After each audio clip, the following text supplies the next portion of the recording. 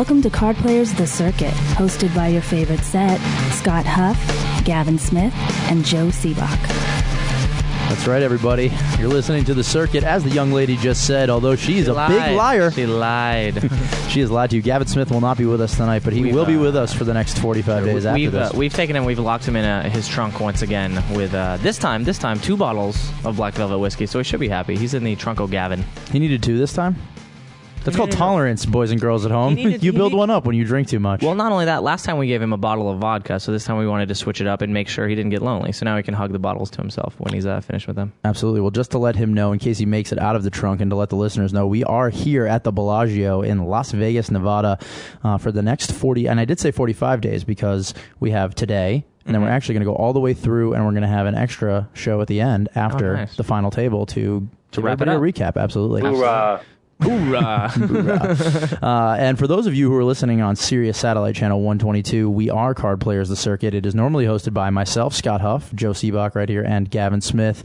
You can get us on iTunes as a podcast, but most importantly, you should check out www.cardplayer.com. You can check us out there as a real stream or a download, and you can check out who future guests are or check out our archives, and that's your way of sort of keeping in touch with us. We have a forum. You can contact us on there, talk to the hosts and myself about your concerns. Just try not to rip me apart too much, as many people have tried to do. Because so fun, people though. will come to my aid, I've realized. There's a number of people who are like my little mob who will come on there and just straight up serve the you. Huff mob? Yeah.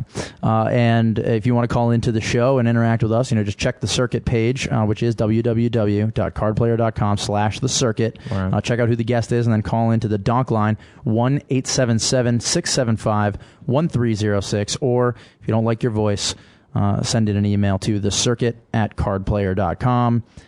But don't do that. I think they should call in. They should call. I think what you're trying to say is go to the website. We've got it all. Absolutely. We'll break it down for you. We've got the whole thing. I got to say about the Bellagio right off the bat that, and this is an image that most of the listeners aren't going to want if you know what I look like, which is that I took a bath for the first time since I was like 5 last night here. It was they have the jets. It's a hot tub. It's nice. Yeah, it's very the Bellagio. nice. It's like, it's caressing We're in you. a suite here. Yeah, it's gorgeous. lets you. Yeah, what does Bellagio mean exactly? Do you know what that? What is it? A reference to anything in Italy or something? I think it means smelling salts in a bath. Right. Yeah. No, it was nice. I don't have a clue. What's weird though is that if you stay in there too long, it turns your soap into some sort of, I don't know, substance that attaches to your body, and then I had to take a shower afterwards. But the shower, even nicer than the bathtub. You took a shower here to at the Bellagio. get clean from the bath. Absolutely. Wow. Well, we're going to have a great show for you here today. We're going to have a hand of the day for you, some phone calls, and a very special guest to preview the World Series of Poker, which is happening right down the street. Barry Greenstein on the show, also known as Joe Sebok's dad. I don't know why we're having such an obscure guest to open up the World Series. Has this guy done anything in poker? A couple bracelets, a couple World Poker Tour titles. Wow, a couple. No big deal. Wow, that's cool. Well, we made mention of a large poker tournament going on down the street known as the World Series of Poker. So right now, it's big. We're going to bring you some World Series of Poker news. World Series of Poker news. It's the nuts.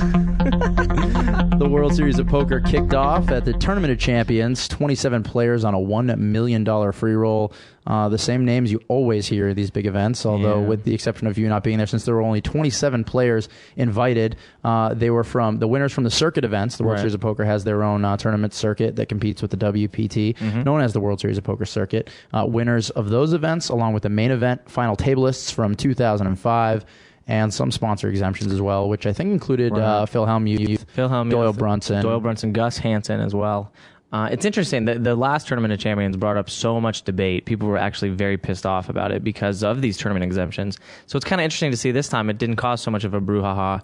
People are kind of accepting it as part of, sort of this PGA model where it's just kind of, it's the nature of the beast. So just throwing it out there. Discuss.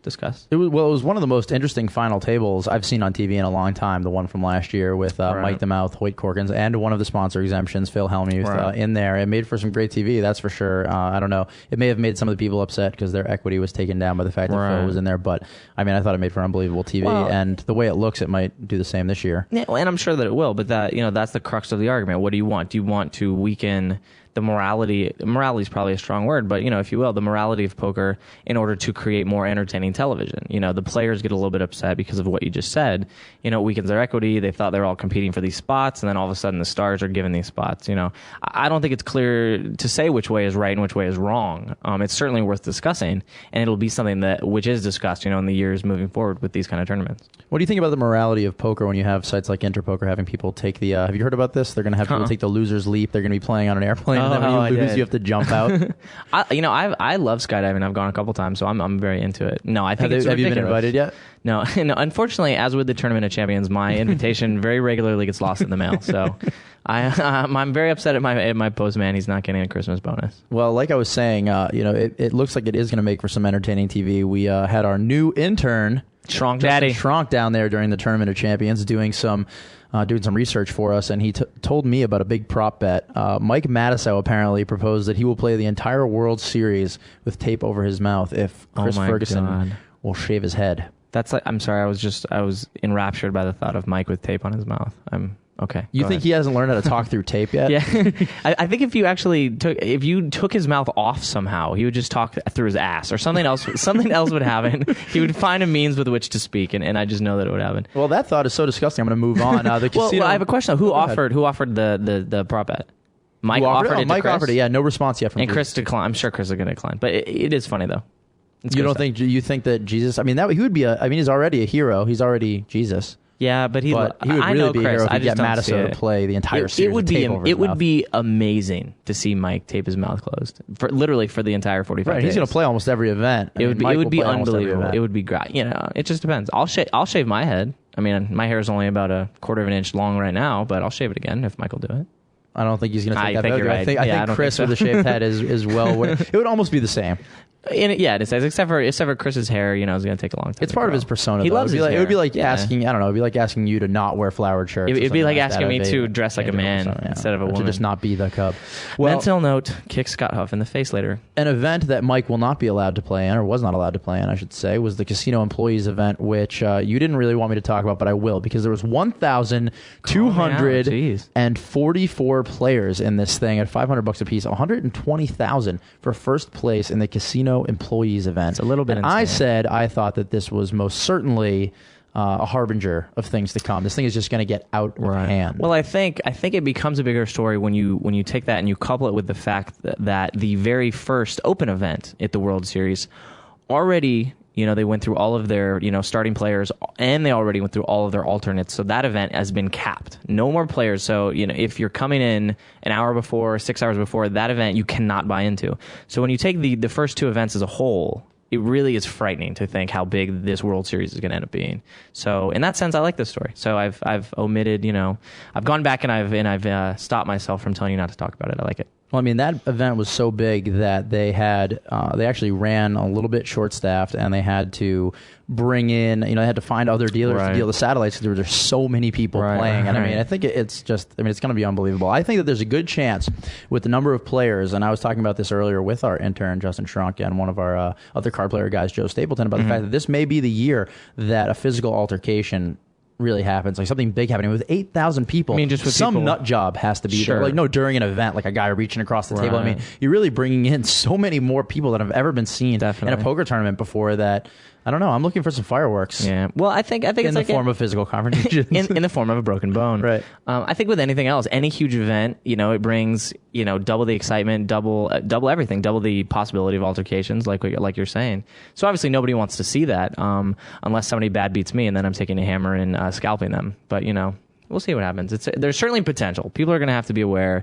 There's a lot of players who don't play poker who aren't necessarily familiar with the emotional swings of playing poker. So, anything can happen. Well, just like last year, you're going to see all the same things, some bad etiquette, some breakdowns, some meltdowns, all kinds of things happen here at the World Series. Tons of people move out here. This is like their first battlefront into professional poker, and they think they're going to come out here and just set the world on fire, and they go home with their tail between their legs. Every year it happens. And they get their start today at 12 p.m. Pacific time with a $1,500 no limit hold'em event. And as Joe mentioned, it has been sold out and capped for both regular entrants and alternates. So, but I got a seat. It's all over. I bought have a seat. I bought in last night. The returning champion to this one is Alan Cunningham from last year. But surprisingly, Scott Fishman actually made it back and almost had a chance to repeat, which he definitely did. I mean, it's unbelievable to be able to make it back to back at the same event and have a shot at a bracelet. But Alan got the better of that one, took home the bracelet for that. So we'll be looking forward to that event and looking forward to talking to you and Gavin when he gets back about how you guys are doing in it. When he gets out of the trunk. Yeah. He's not going to get out of the trunk. He's got 2 bottles of alcohol. That's good for a long time. Yeah, he's going to be in good shape. Yeah. All right, looking forward a bit. Looks like Harrah's and ESPN have reached a new agreement to extend ESPN's coverage of the World Series of Poker through 2010. And what I think is the biggest news so far of this World Series, it was also announced that ESPN will present a live pay-per-view telecast of the $10,000 main event on August 10th. It's available on home television or through streaming video on ESPN.com for $24.95. That's a little bit ridiculous. Pay-per-view poker. No, I love it. I ridiculous in a good way. I love it more than you. Yeah. Okay. Do you? I'm going to pull rank. I love it more than you. All right. I'll tell you why. For several reasons. A, it really lifts poker and makes it, this activity that people are going to be willing to pay for. So it really kind of puts it in this boxing, kind of arena where people are going to pay, and now some of the sponsors have enough faith in that they're willing to go out there and take the chance and produce it and actually throw it up. And, even beyond that is the fact that now people can watch the final table and see, the history of poker. Right now, we're the history of how the table is going to progress. A lot of times you see people make plays at these final tables that you don't realize are sort of predicated on things that have happened earlier. So a lot of times you'll be like, wow, I can't believe that guy called that. But what you didn't see are the 4 hands before that where the guy raised every single hand and eventually. So it's really going to give some context, to a lot of the poker fans who haven't been able to see that yet. So I love it on every level. I think it's great. But here's the big question still. It still begs the question, if they can't get hole cards, will it be as popular as if they can? Because I was told that it's still up in the air whether or not they'll be able to do the hole cards, maybe a tape delay, or whether it's just going to be back the way it was when they originally did it. And that was still taped, but when they originally started airing the series on ESPN, you only had... a situation where you couldn't see the hole cards, and a guy like eating a cheeseburger and smoking at the table. And now it's completely not allowed. But I think that's a whole nother story for another day. I think the bottom line is it's not going to be as interesting. It can't be, because when you see somebody and you know what they have, then you really get into the psychology of, wow, look what this guy's trying to do, and you have a real idea of what he's trying to do and what he's holding. Right. So it can't be as interesting, but it's still. I'd still watch it, is what I'm saying. Exactly, and I'm really agreeing. With the popularity of poker, I think people will still be into it. It can't be as exciting, but it's still going to be pretty damn cool. Yeah, I wonder how much money they're going to make off that. I mean, at $24.95 a pop, I think a ton of people are going to buy it. I don't want to wait. I never want to wait for it. Right. Yeah, it's pretty telling, and I think the success of this table is really going to sort of, it's going to set the table for what's going to happen moving forward. Absolutely. Let's move on to our hand of the day. Nice hand, sir. Our hand of the day from our Card Player Live Updates log, which you should be following all of the coverage of the World Series of Poker at www.cardplayer.com. You can read as close to live coverage as you're going to get anywhere. We bring you all kinds of different things, from actual hands to some color commentary from the side, like the prop bet with Mike and Jesus. So here it is, Joe. It's called Daryl Dickin Gets Some Back. Apparently he was down. This is from the Tournament of Champions. Chris Ferguson limps in from the small blind, and Daryl Dickin checks his option in the big blind. The flop comes Ace of Hearts, King of Spades, Nine of Spades, and Ferguson bets out $13,000. Dickin calls, and the turn is the Six of Clubs. Ferguson checks, and Dickin bets $18,000. Ferguson raises an additional $35,000, and Dickin makes the call. The river is the Two of Hearts, and Ferguson checks. Dickin bets $40,000, and Ferguson makes the call. Dickin flips over King 9 for 2 pair. And Ferguson chose an ace before mucking his hand. Gotcha. Well, it's kind of an interesting hand, I think. You can break it into 2 sects. I think there is, flop and pre-flop, and then the hand changes, from the turn on. Chris obviously he made the move where I'm just going to limp in the small blind because no one can ever think I have an ace. He's going to try to hit his ace and then try to win a big pot because no one ever believes you. And when you're in the big blind, somebody limps and you hit your ace. So that's obviously what happened. He hit his ace. He bet outright on the flop. He bet out the flop. Yeah, Right. Ferguson bet out $13,000. Which is very, very normal. I don't know how I feel about Daryl's call. There's 2 spades up there. He does have 2 pair. A lot of players fall into this mode of, I'm going to see if a spade comes off. And if not, I'm going to make my move then. It's not the way that I play. If I know I have the best hand, I want to take it down, especially on a dangerous board like that. Certainly there could be some kind of gut shot straight draw that Chris was betting. There's a lot of hands that Daryl could be afraid of. But he elects not to, and then it gets to the turn. So actually, I don't necessarily like the way that either of them played it pre and on the flop. It's not the way I would have played it. And then on the turn, beyond, I think they both played it, perfectly. I believe Chris check raised, which is exactly what I would have done. Daryl called, and at that point, you're really scared. I don't know if Chris had ace. Did they even say what his kicker was? Let's see. No, they didn't. So you got to assume it wasn't that good. I mean, you got to think he's going to raise with ace queen. I personally would have raised, like I said, with any ace, but it's neither here nor there. So he's definitely afraid on the river. He's going to check call, but he certainly doesn't want to open himself up to betting again, getting raised out of the pot, and then it just gets ridiculous.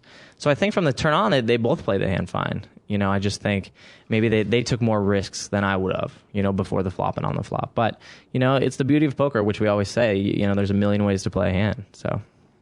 All right, we're going to take a quick break and sell some stuff for Full Tilt. When we get back, we'll have some phone calls for us. I'm Howard Lederer, and I've got a question. You're drawing to the nut flush, and I bet big. What do? Do you call, fold, raise, or put me all in? Learning from the best changes the way you play. It makes you better, smarter, more consistent. That's what sets FullTiltPoker.com apart from other online poker sites. Full Tilt Poker was designed by the world's best poker pros, including players like me, Phil Ivey, Chris Ferguson, and Jennifer Harmon. So when you're ready to take your game to the next level, come learn, chat, and play with the pros at FullTiltPoker.com. This is Tim Fenton. You're listening to The Circuit. Welcome back to The Circuit, everyone. Scott Huff here with Joe Sebok at the Bellagio in Las Vegas, Nevada. You could be hearing us any number of ways right now, through iTunes, through cardplayer.com, or Sirius Satellite, channel 122. We have some phone calls for you and I, Joe, or at least one. Danny, let's get that first one. Hey, guys. This is Marchant from Auburn, Alabama. I was just calling to tell you that I love the show. I listen to it while I work out. Thank you. Don't worry. I don't get too sweaty listening to Gavin and Hubby. Anyway, I forgot that. I got kind of a random question.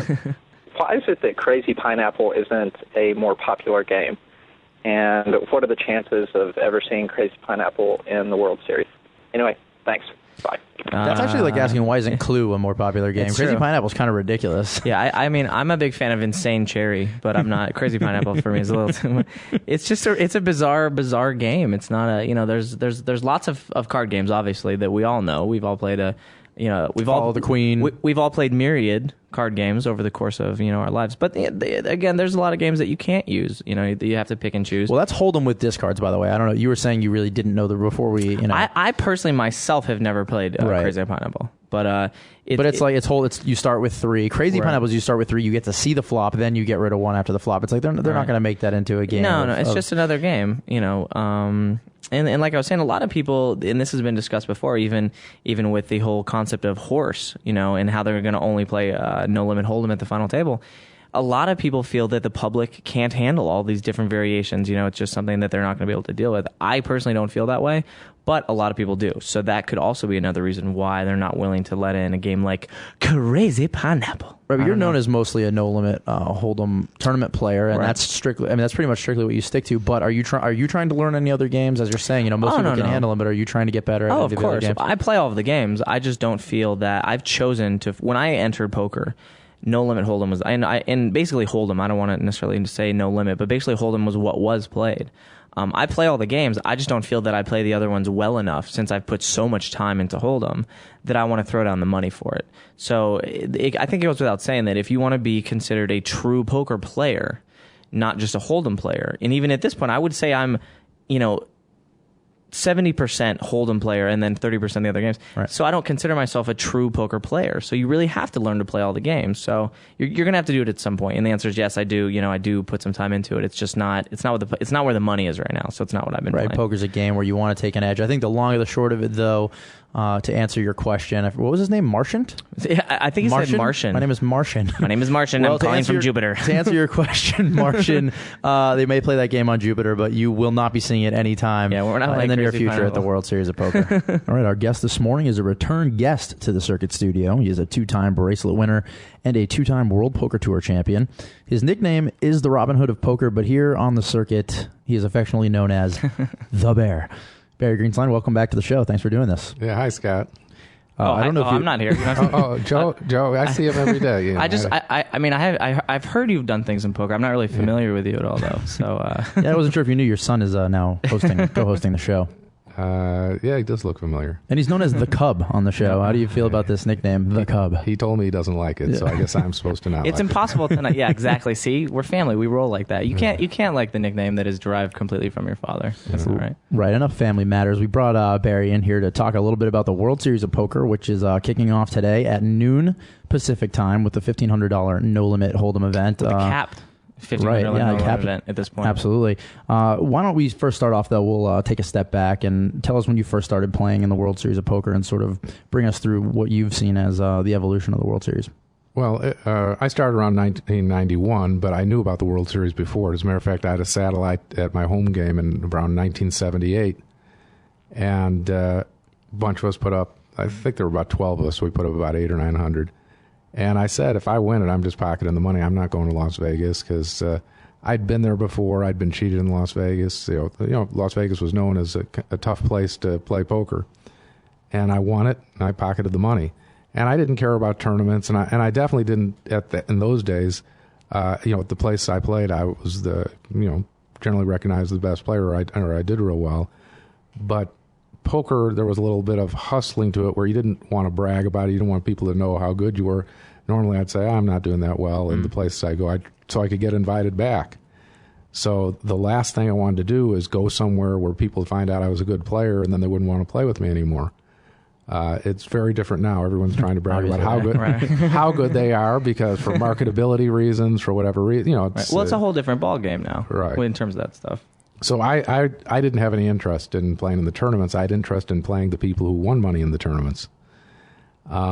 Were they generally weaker in the side games? Is that what was going? Is that well, yeah, you would. Well, because just because someone won a tournament, it didn't really mean that they were that good a player, right? And it still doesn't. It takes a lot of luck, no matter who you are, to win a tournament. And the main thing that helps is playing in a lot of them. And so we see some people won a lot of bracelets, but they played in a lot of events. Nothing against Phil Hellmuth, but he's played in more World Series of Poker events than probably anyone but T.J. Cloutier. They've played probably the most. And so not surprising they have a lot of bracelets. If Doyle Brunson had played as many as they did, he'd probably have 20 bracelets. And Phil Ivey obviously is young, so he hasn't had a chance. He'd have a lot too. Right. And Johnny Chan, give him his due too. Johnny didn't play all the tournaments like those guys did either, and Johnny's obviously one of the leaders, right? Currently, without having played all the events. Mm-hmm. But nowadays, and even for myself, the last 2 years, I played in a lot of events. World Series has gotten too big to deny.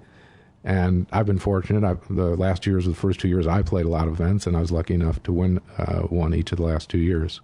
So that's what brought you back, really. It was just the sheer size and numbers that are coming in here now, and the amount of prize money was too much to just continue to grind it out on the side solely. Actually, not exactly. The World Series was, up until 1991, my main role was being a father.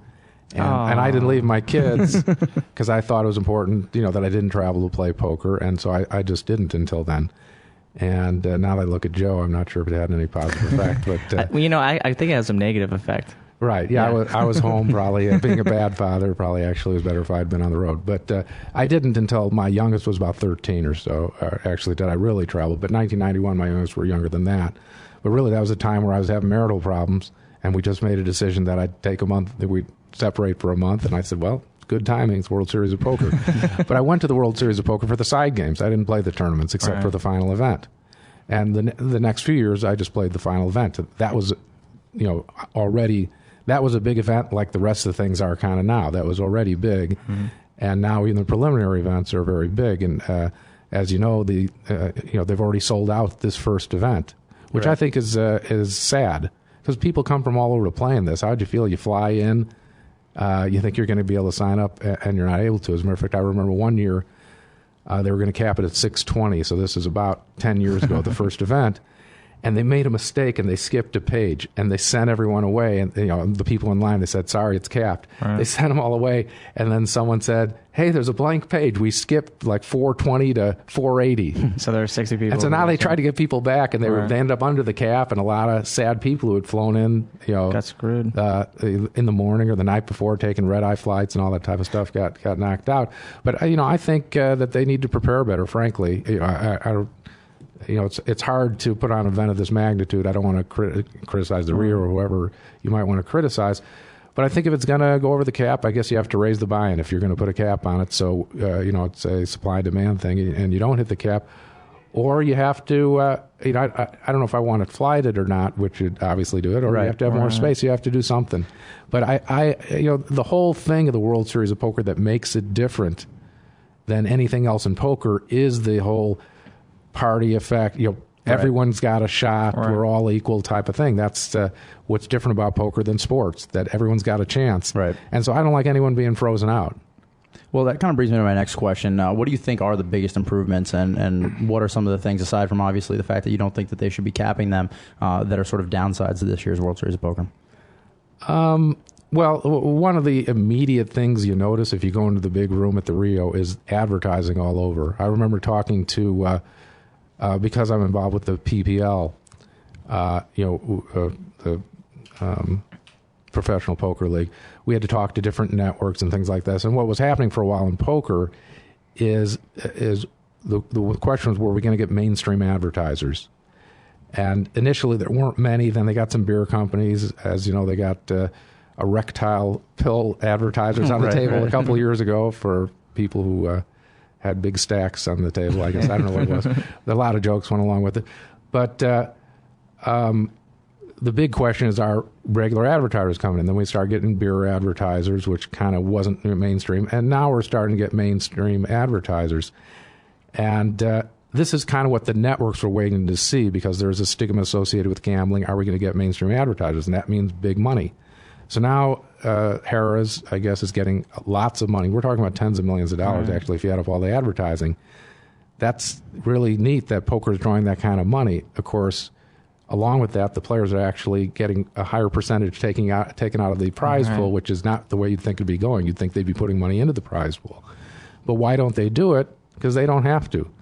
We're all going to come. We all want to be on TV. They've really got us.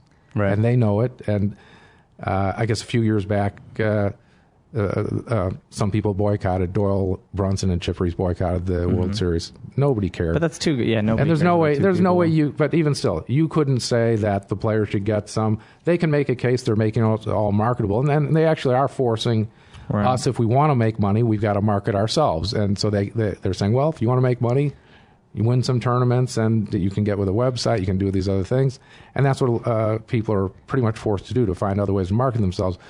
But I still think now that all this money is pouring in, that in some way some of it should go to the players, because they are part of that product instead of I was going to say it's still not right, though. I mean, you're saying they don't have to pay, and I completely agree with you. But that's like the greediest system that can exist, and we are just forced to live in it. Yeah, and so it's not correct. What I do for myself is, I'm not saying who the advertisers are. Right. They may say, hey, these people are supporting the World Series of Poker, putting money in. Until the players get a share of it, there's no way I'm going to be involved in any of the advertising. Right. Well, which is kind of nice with the PPL, because that's going to change a lot of that. Even at the World Poker Tour this year, some people noticed and wrote into me. They noticed I didn't hold the beer in my hand I remember that everyone else held. I said, that's right. Mike Sexton said, hey, they're paying the bills. I said, they might be paying your bills, but they're not paying mine. Until they do, I said, I don't drink beer anyway. Right. I said, so I don't like to be a hypocrite. I don't want kids to think they have to drink every time they do something to celebrate, to start. Right. I said, but I guess I would hold it for poker players, just to hold it up. Now, I wouldn't drink it or pretend to drink it, but I'd say, okay, they're putting money in our prize pool. Right. So I think you should have just poured it out. Instead, when they were all drinking it, you should have just poured it the other way. This beer is disgusting. Yeah, get this out of my face, my sight. Well, one of the things that the player advisory committee, I guess, that they had for the World Series of Poker decided on was the $50,000 horse event. And I wanted to talk a little bit about that. We have some stats on it here. First of all, it's the first ever $50,000 buy-in event in World Series history. It's a 3-day event starting on June 12th. For those of you who don't know what horse is, it's Hold'em, and correct me if I'm wrong here, Hold'em, Omaha 8 or better, Raz, has 7-card stud and stud 8 or better. But the final table is no limit hold'em. From what I've heard, the televised final table will be no limit. Yeah, I don't like that at all, that they change it. Keep it the way it is. If you call it horse, play horse. And, I guess they think that the public just can't handle it and everyone knows no limit hold'em, which may be true, so we educate them. Right. I mean, it's actually gotten to the point where it's a little bit absurd that at the beginning of every poker program, they show rank of hands, they show all this stuff, what the game of hold'em is and stuff like that. I think they're underestimating people, that the people who are watching it now know the rank of hands, and the ones who don't and just want to see the all-in excitement are already at the point they don't need that. I would venture to say that almost no one cares about that intro where they waste 5 minutes or whatever. It's like an In Case You've Been Living in a Cave intro, because really everyone It's not knows. even that. They also have to learn. I mean, even the public's never going to learn more about the game if you don't force them to. If you're continually, spoon-feeding them everything, they're never going to take it upon themselves. I don't think they would turn off a final table if it was horse. Not at all. No, not I at think, all. as a matter of None fact, of it'd us be the think other way that. around. They'd say, I hey, this agree. is different. How is this different? Mabel, what's going on here? How come how come the guy's got a parenting law? Whatever. They give them something to discuss. Right. I love Mabel. Right, but she's great. So I think you keep it true to. You don't always have to go the way. See, I do think you have to do things that are good for television. That's what's made poker big. But I still think we're at the point also we can do things that hold true to poker, which is why a lot of us were complaining that the World Series of Poker had become the World Series of Hold'em. Right. And I still think Harrah's got it all backwards on this. And I think Jeffrey Pollack, a lot of us have respect for him and think that he's doing a good job. Apparently they did get more bathrooms in. They did get the horse event in, so which a lot of people like. So they're doing good things. So Lower I don't food prices, too. Yeah, well, I didn't know about that. But whatever. So I don't want to be critical. But I think they're even strategically making a mistake. And Daniel already brought this up because he and I discussed before that just getting people in your casino is a big thing. You don't have to make every event Hold'em. You can have these other events. The people are still going to be around the reel. They're probably going to be playing in the pit, in the shops, spending money playing in the satellites. It's good to have a variety of poker. That's what the World Series of Poker always meant to us. And so they should kind of hold true to the game. I think it makes it special. And I think that they may be hurting themselves long term with some of these decisions by not letting the players share in the money. It gives the players are never going to organize, although they're the organization that think they will. But we still will have other ways where we're getting some of the television money. If there's that big, millions and millions of dollars that can be made, then there are going to be things like the Professional Poker League where the players are going to share in that.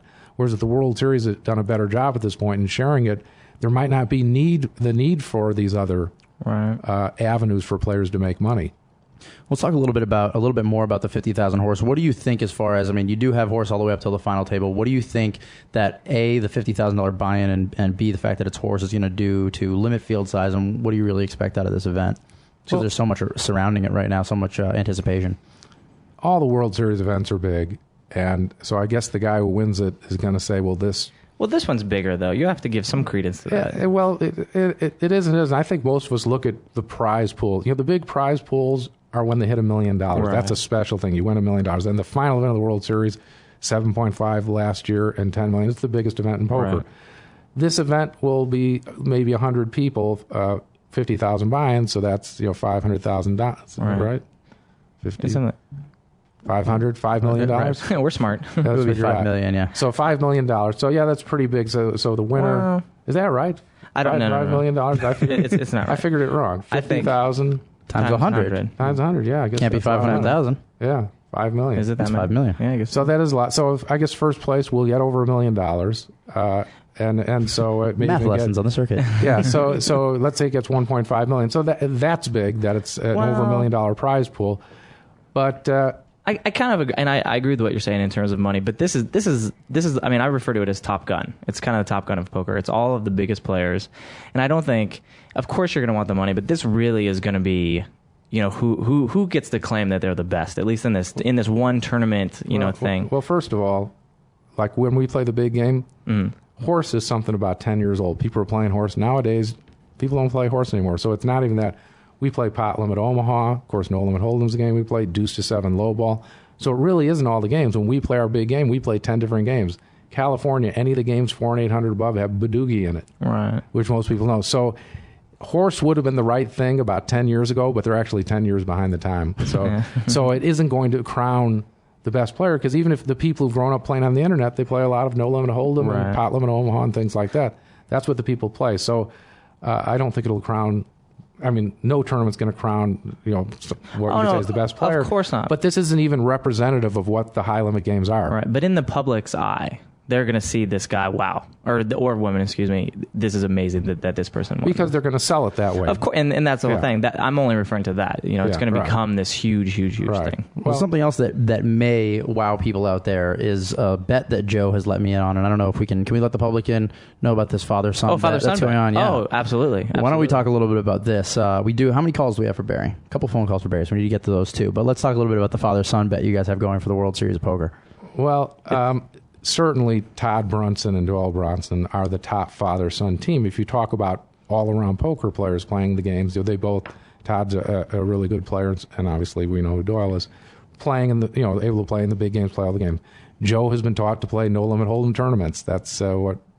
And he was an amazing natural. And he's done started. Incredibly well. Seriously, he's done incredibly well. And I feel he's good enough now that Joe and I, against Doyle and Todd, I think we're the favorites. So the way we do things in poker, we put our money where our mouth is. And so we have a bet when any of us make the final six, we get $100,000 from the other two guys. And so definitely there's going to be blood at this World Series.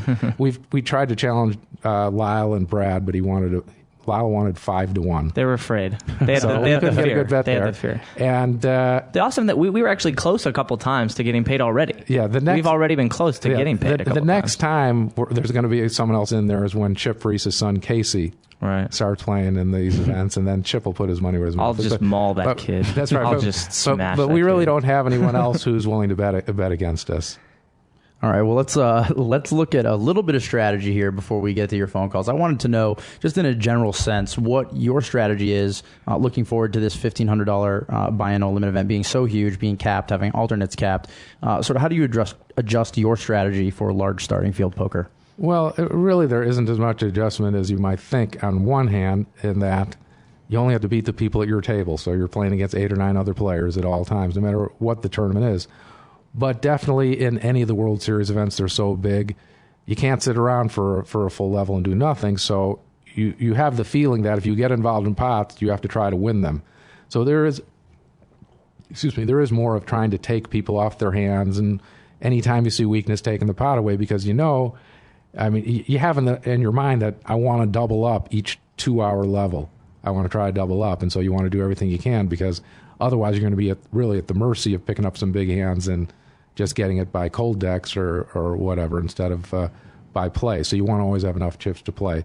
But other than that, as long as you have a reasonably aggressive style, which is suited to tournaments, you don't have to do that much difference as people might think. All right, we have a couple calls for Barry. Let's take the first one right now, Danny. Hi, this is Steve from Los Angeles. I have a question for Berry Greenstein. I enjoyed reading your book, and I remember there's a chapter, and one of the things it says is that having a sex partner to take on the road for tournament poker can be a large advantage. And I want to know how on earth you think your son's going to find one with some of the shirts, attire he wears. And I'm just curious why you haven't had the Cub or Joe, why you haven't had him spit it out, buddy. Clothes or some of the shirts I've seen are pretty bad. So. I'd like to know your opinion on it, Barry. Thanks, and good luck. Very pertinent question. Thank you for making this first show very serious about poker. I listen to all these circuit things, and what are these people doing hammering on my kid? I just want to tell Steve I do just fine. He's wearing a pink Shadow Creek shirt right now. Actually, Joe, we haven't had trouble with Joe and women. Well, we have had trouble, but it hasn't been trouble with Joe getting women. It's Joe not getting too many women. That's been the problem since he's been pretty young, as a matter of fact.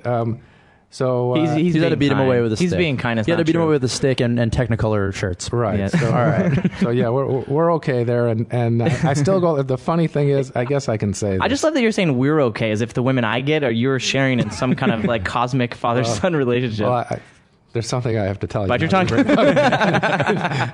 know that girl? Oh, forget. This probably isn't good for on the air. You get kids listening to this broadcast too. I thought we were never going to bring up Mary again. Right. Yeah, right. Didn't we discuss this? But where are we going with this? It's funny, that chapter, it's one of those chapters. I always wanted athletes to read that because we see athletes getting in trouble with women on the road and stuff like that. And the ones who've read it, of course, have said, man, you hit the nail right on the head. And poker players say the same thing, too. It's normal biologically that, we are after women at times, and if you're away for too long, it's tough for most of us. I've had probably 50 people read that and say, I'm surprised you wrote that, but that's the truth. That's all there is to it. What you wrote is accurate. Only one person has ever told me that. I've had some people say, I can't believe you put a sexuality chapter in your book. But only one person said, I don't agree with that. I come from the old school, like boxers, where they thought you need to deprive yourself before a big event. And that person is Doyle Brunson. And I said, Doyle, well, maybe it's because you're 7 years old now and you forgot.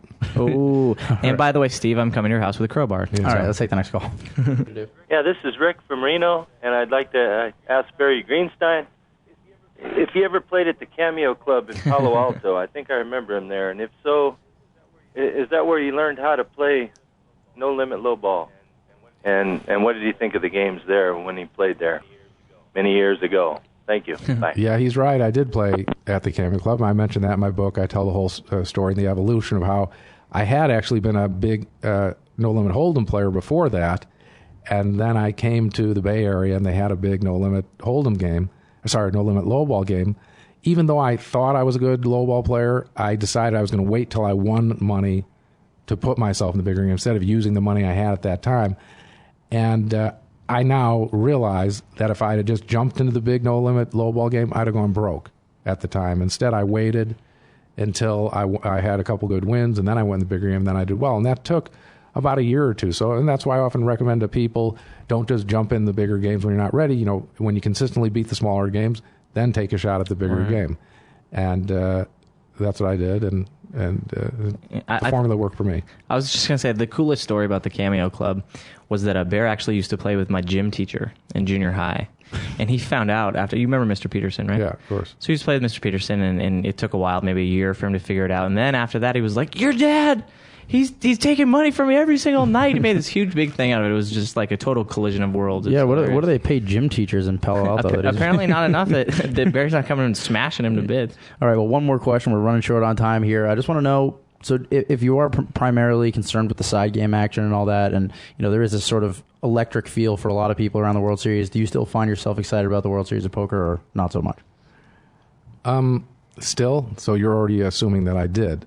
The final, good point. The truth is, the final event is special, and that's the one that you get excited for me. Yeah, and for the bigger players, that's the one. Really, that's poker immortality. There's no way around it. That's big. The other events, it's nice to win a bracelet. It's nice to do well in them. But a lot of times, seriously, especially for the bigger players, we are thinking, I don't want to get worn out and then get in the side game, be tired, and not play well. So I'd rather get built up or get knocked out. Like one of the callers was asking, what do you do to prepare? Well, a lot of us are intentionally employing a strategy where we play fast because we want to get built up or get knocked out and get in the side game. So we are playing that way. And that's probably a good way to play anyway. Get a hold of chips, give you a shot to do something in the tournament. Although in the last 4 years, though, you have to say that the bracelets have taken on a little more meaning. Maybe not a lot. But I mean, just the other day we were driving and you were saying that you kind of wish that you had accumulated more bracelets over the last 10, 15 years. Well, of course, it is, you're right. It is a big thing, because it's just being blown into the nature of the we're competitive people that we play poker. That's part of it. We're competing. I want to win and beat someone else. I want to win more bracelets, of course, more titles than other people. So it's out of that. Now you see people who've won more than I have, and I say, well, yeah, the guy played more tournaments than I had, which certainly is the case. So, yeah, on the one hand, I'd say I wish I was playing tournaments all that time, but then I was doing well in the side games. Sure, and as I said, going back before that, I was home with my kids, so that was the other reason I wasn't at the World Series of Poker. So you can't go back in time, and now that my kids are grown up, I'm playing a lot of events. I'm trying to win bracelets. As a matter of fact, for myself, one of the reasons I played, I was initially a cash game player who made it in the Poker Superstars. And they said, what are we going to say about you because, you haven't won any big tournaments? I said, okay, I'll play a bunch of World Series events this year and I'll try to win a bracelet. And that's really what happened is I played in that. I started playing the World Poker Tour events. I won some, so now they could put under my name that I'd won some things. Well, I have one thing that I have to do because Gavin, since he's not here, he's at Bill Edler's wedding. He told me he wanted to step in and sort of defend his honor, although I'm not going to defend anything. I'll just say this. I heard that you were quoted as saying that you could teach a monkey to beat Gavin Smith at poker. Well, there are a lot of intelligent species of monkeys. I don't think Gavin really... they teach monkeys sign language. Does Gavin know sign language? I don't think so. I doubt that. I don't think Gavin can speak very well, let alone do it with his hands. Some of the athletic things, swinging from trees, we know Gavin can't do that stuff. And poker, I've played poker with Gavin, and he did beat me one critical hand where I blame myself. But yeah, you did misplay that one. Yeah. But anyway, I think I could probably teach some primates to beat Gavin at No Limit Hold'em, and I'm expecting my primate son to not have to go around wearing a dress at the end of the World Series of Poker, and I think Gavin will look kind of ridiculous when it all happens. But we'll see. Gavin's obviously got some good results. I don't know how the heck he did, but he's one of those guys who plays a lot of events. But we'll see. We'll see what happens. I don't want to have to be eating bananas when this thing ends up. So I think the translation is Gavin, don't hunt what you can't kill. Well, Barry, thanks for coming in here this morning and doing this. Good luck in the event today, and thanks for teaching Joe everything he knows about life. Because if not, he wouldn't be a very good co-host. Everything? Yeah, right. Enough to get by, we'll say. All right, absolutely. Thanks, Barry. Thanks, Barry. Want the latest in cool card player clothes, or are you looking to take huge pots by reading game theory from some of the world's greatest players? If your answer is yes, and you're looking for the best possible poker products, all you need to do is log on to cardplayer.com, click on Poker Store, and you will find tons of poker-related items, including books, poker accessories, DVDs, clothing, and so much more. Go check it out today, and you'll agree that the Card Player Poker Store has everything poker-related you could need. Welcome back to the Circuit Radio Show, everyone, on cardplayer.com, iTunes, podcast, and Sirius Satellite 122. Get them all. Get them all. Download them all. Download them again. Get an iPod if you don't have an iPod. If you have Sirius, go ahead and download it as a podcast. If you're listening to it as a podcast, buy Sirius. Buy the largest package that they have. If you are on Sirius, go to cardplayer.com. Download just whatever you have to do to listen to it at least 100 times a day. The more times you listen, the more times you laugh. The more times you listen, the more strategy you learn. Exactly. It's you can't beat it. It's the gift that keeps on giving. No question. And you know what else does? Card Player subscription would help as well, so you can keep up with Sebok's column here. There's all kinds of good news and notes you can use, and they're actually celebrating the 2006 World Series of Poker by offering you the chance to subscribe and win. We've reduced the subscription price to by 85% to $19.99, and if you subscribe now, you will be entered into a drawing for airfare, lodging, and 2 tickets to any sporting event in the world. Seriously? Meaning you literally choose anything. If it was World Cup right now, it would be any sporting event in the world, and Card Player will cover your expenses. I wonder if they would fly me to the Sumo Penguin ice fishing event. Whatever. www.cardplayersports.com is will give you the contest details, and you can subscribe today to that. I wonder if employees can win. I'm sure we can't win. You don't think so? Although I'm not technically an employee. You are. Right. So, well, maybe I can't win, but maybe you could bring me to the Sumo Penguin. I will bring you to the Sumo Penguin ice fishing contest. Definitely do that.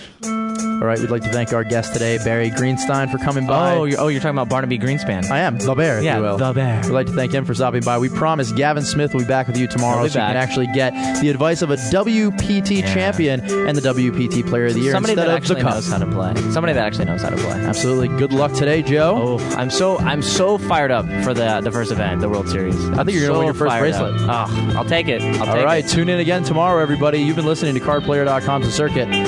See you tomorrow. Yeah.